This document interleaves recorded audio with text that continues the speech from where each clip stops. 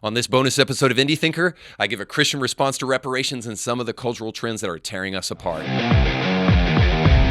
Before we jump into this episode, make sure to like, share, and subscribe. Today's episode is going to be packed full of important info that needs to be shared, so help us out and spread the word. And don't forget, this episode is brought to you by our sponsors, Element Funding and the Kevin Blair team. If you're in the market for a home or you want to refinance, you can take advantage of historic low interest rates right now by going to kevinblairteam.com.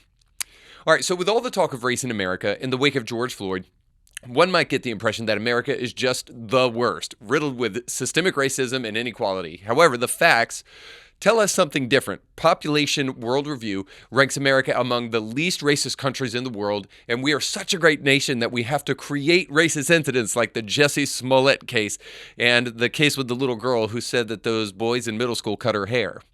At a time when black people in America have the highest household income than any other black people anywhere else in the world, we're having conversations about reparations.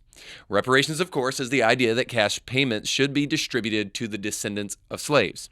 So one theological seminary in Virginia is taking up the cause, according to the New York Times. In a recent article, it says, in February, Virginia Theological Seminary began handing out cash payments to the descendants of black Americans who were forced to work there during the time of slavery and Jim Crow.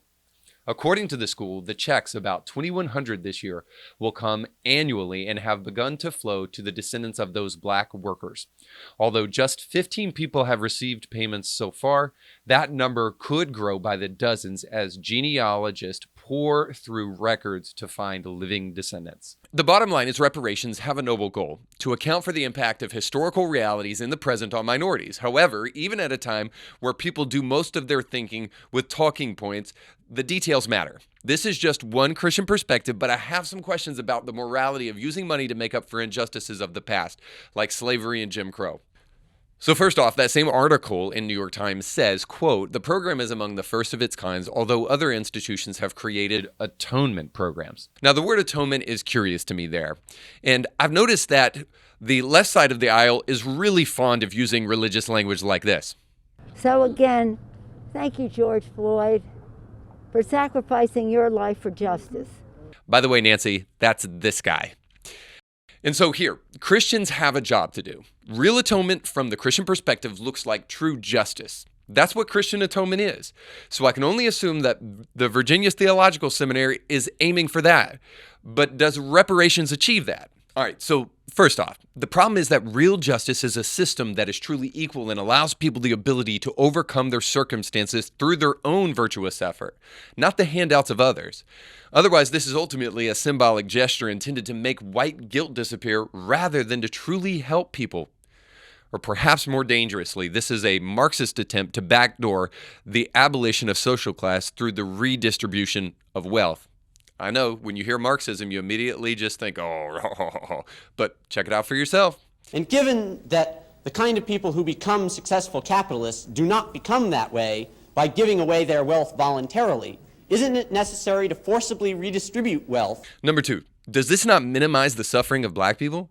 I mean, really, I have to ask, does giving money really make up for past oppression, rape, and the murder of your ancestors? Let's be honest, that's not even a start. That's not real justice. The government's way of handling problems is we'll just throw money at it until it goes away.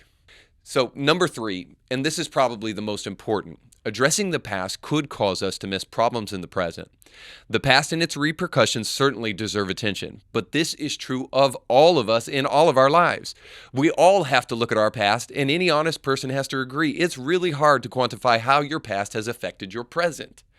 So you think, did the way my parents raised me impact me? Or did something that happened to me in the past impact what's happening to me in the present?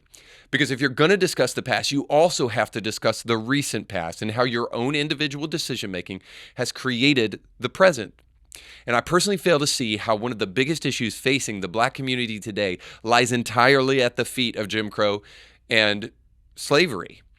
And the single issue that I'm talking about is black fatherlessness. And you don't have to take my word for it. I'll remind you that Barack Obama back in 2008 noted that in his lifetime, he has seen the single parenthood rate in the black community rise from 22% to over 70% in the present. He goes on to say, quote, children who grow up without a father are 5 times more likely to live in poverty and commit crime, 9 times more likely to drop out of schools, and 20 times more likely to end up in prison, end quote. Notice he didn't one time cite white supremacy statistics that do not exist like our current president has made the habit of doing. And we won't ignore what our intelligence agencies have determined to be the most lethal terrorist threat to the homeland today. White supremacy is terrorism. And by the way, just to be clear, Biden here is not citing any source. He's just citing his own administration, not any actual evidence. So slavery and Jim Crow, are they responsible for present fatherlessness that has increased after the Jim Crow era? Black on black crime, illiteracy, poor education in black communities, especially among young black boys. A large abortion rate among such a small minority, high incarceration rates, and more. If, like most important things, we have to admit that this issue of reparations demands more nuance than simply doling out money, then we may have to pause before we just jump on the train. And we have to admit that reparations merely seems like a political move sometimes, more so than a factual one. And Christians cannot endorse buying people off at the expense of maligning and minimizing how black people in America were and still can be brutalized. So why bring this up now? Reparations have all but fallen out of the ever-changing news cycle. What hasn't is the increasing sense that everyone needs to pause for a minute, take a breath, and chill out. We are constantly looking for ways to develop camps and to separate ourselves into silos so that we can find out who our enemy is. We're doing this right now with vaxxers and anti-vaxxers. Can't we see that this is a ploy to keep you thinking according to your camp instead of thinking for yourself? The sooner we get away from the idea of past racial issues and move into the promise of one human race, the better off we'll all be. You know that, and I know that. So why not go back to fixing the person in the mirror rather than finding an enemy so that we don't have to fix ourselves? By God, get some help and leave everybody else alone. People left to themselves, white and black, typically thrive if given opportunities. We need to disagree, we need to discuss, and we even need to be outraged. A moral person is outraged at the right things. But the clock is ticking for us to understand that the best idea wins, not the party or group. Facts and not emotional appeals is what is needed. Please, let's get away from this kind of stuff. Comedian Jimmy Kimmel last night made an interesting point in his monologue that's gotten a lot of attention today. So let me play that for you.